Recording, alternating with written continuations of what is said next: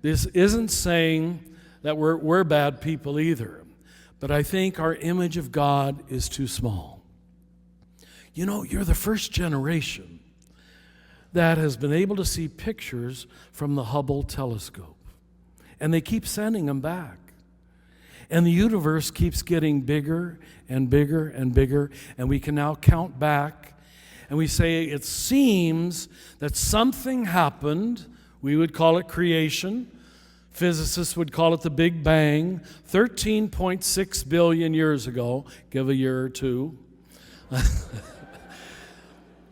And we can still see that it is moving outward from that original Big Bang. We can prove that. No significant scientist questions that. And not only is it still moving outward from that initial explosion or creation, and they're not in contradiction, by the way, but they seem, by the latest pictures in the last 20 years, to be accelerating at an ever faster pace.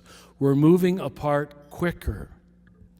Now, just to make this very practical, I don't mean to scare anybody, but the day, if and when, and I don't know, I'm not a believer or a disbeliever in UFOs. I know I'm from New Mexico where we're supposed to believe in them.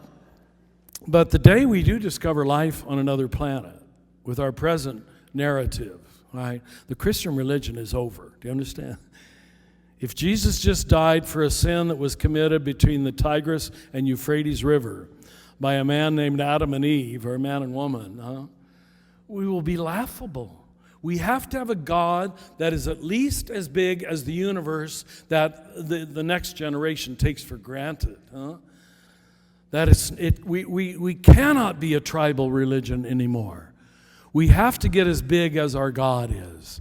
And that's what God has a habit of doing, creating people in His own image. And a big God creates big-hearted people and big-sighted people who aren't afraid of the future, who aren't afraid of otherness, who aren't afraid of tomorrow. In fact, on this Ascension Thursday, before He leaves them, He tells them not to be afraid. Don't waste time looking up into heaven, but I'm going ahead of you into Galilee.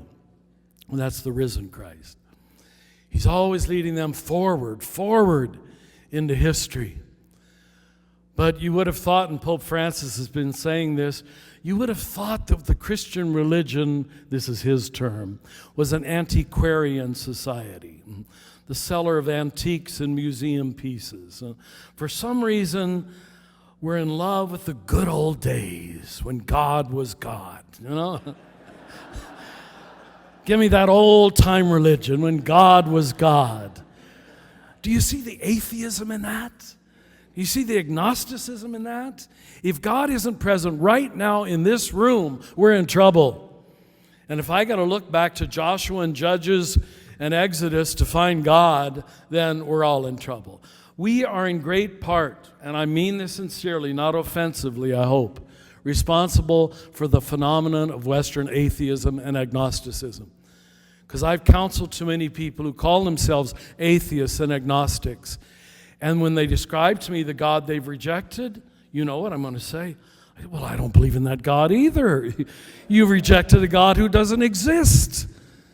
But they're still rejecting this old monarch, white skin, white beard, Zeus throwing down thunderbolts, liking some people, torturing other people for all eternity. Many people I know and I have counseled had to reject such a God for their own healing from PTSD that they got in the first grade when they were told if they weren't God's friend, He would torture them for all eternity. Oh my God. This is an unworkable universe. It's an unsafe universe. You can't operate. Those images, and neuroscientists have told me that. You tell a little first, second, third grader such horrifying stories as that, it resides in the brainstem forever, where all fear does, where all abuse does. And I've met people who are PhDs, like I am as of today. Whatever that means. who they'll have this massive education, and they'll still have an infantile understanding of their Catholic faith. Just because it's still in the brain stem. Do you understand? And it's mostly fear-based. It has little to do with love of God. It has little. Why would you search for a God who's out after you, who's making a list, checking it twice, going to find out who's naughty or nice? If your basic image of God is negative, now you Methodists are lucky. I know we're not all Methodists here, but your Wesley, I think, was a little mystic. But not all of our Reformed traditions had that same grace. Some, spoke of human nature as being totally depraved. That is a pit so deep. It's so far from what I was taught as a Franciscan. You know, Genesis says it 5 times in a row.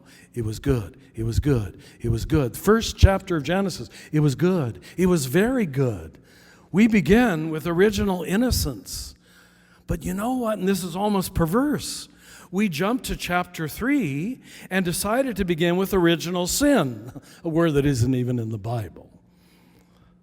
We began with the problem and made Jesus into a mere problem solver. Do you see? We ignored Genesis 1. It is good, it is good, it is good, it is good, it is very good. Read it when you go home. I didn't make that up.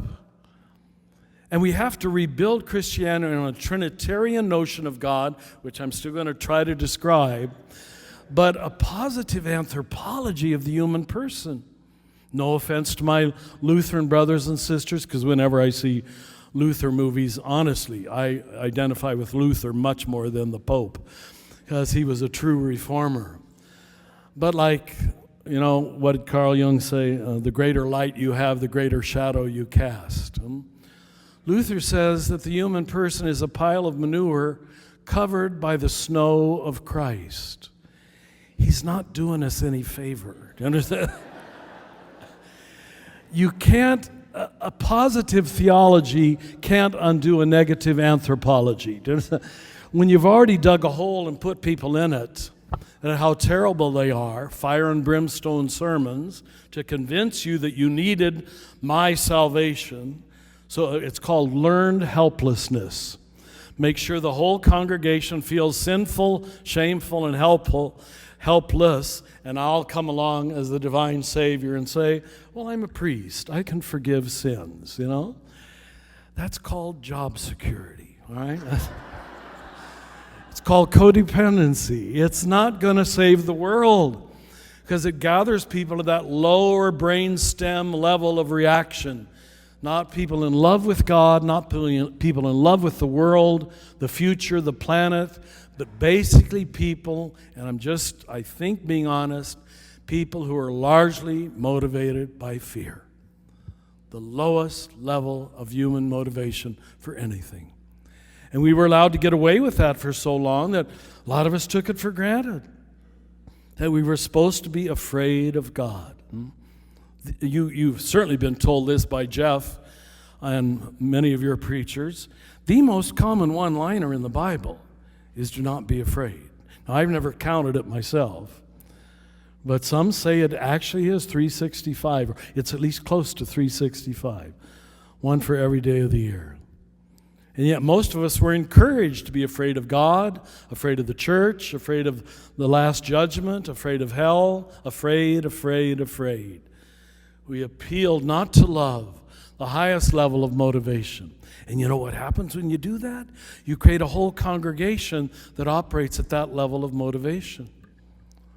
And again, the events of the last 18 months are making this painfully apparent to most Christian congregations, that we were not an alternative to the rest of society, on left or right. I'm not taking sides. But how about instead of God being an eternal threatener, how about having God as the ultimate participant? Not eternal threatener, but ultimate participant. I'm going to try to describe the two paradigms in stark contrast. Instead of an omnipotent monarch, let's try what God as Trinity demonstrates as the actual and wondrous shape of the divine reality. Instead of God watching life happen from afar on his throne and judging it, did you see Trump in the Sistine Chapel? He liked that. It's all dualistic. Did you ever see the Christ? I know it's great art, Michelangelo's art, but it's totally dualistic. God raising his hand, inviting one half of the crowd in and damning the other half of the church. Dualistic thinking in art. I want you to see Orthodox icons of what they call the harrowing of hell, or apokatastasis, or anastasis. You'll see the Christ with legs spread over the dark pit of hell. Chains are flying in all directions, and Jesus is pulling everybody out of hell. See, that's high-level consciousness. It was called the harrowing of hell. And if you think I'm saying something new and dangerous, read our conservative Pope Benedict. Read his commentary on the Apostles' Creed. I don't know if you use the Apostles' Creed in your church, but somewhere toward the middle it says, and he descended into hell.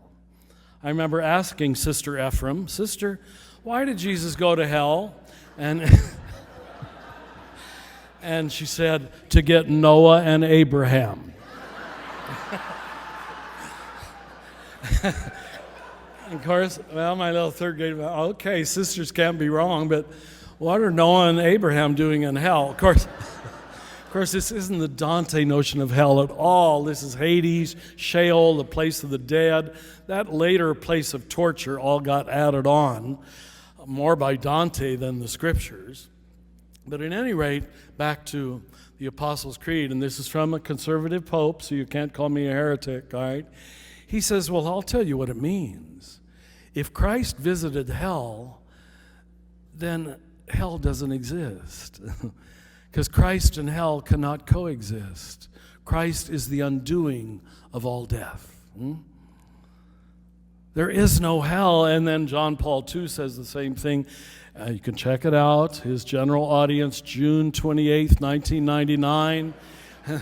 He said to a group of huge conservative Catholics, when will Catholics realize that heaven and hell are not geographical places, they are states of consciousness? Right? From a pope, if that impresses you Catholics, all right? They're states of consciousness. And there's probably, I hope not, there's probably people in hell in this room right now, for good reasons and for stupid reasons.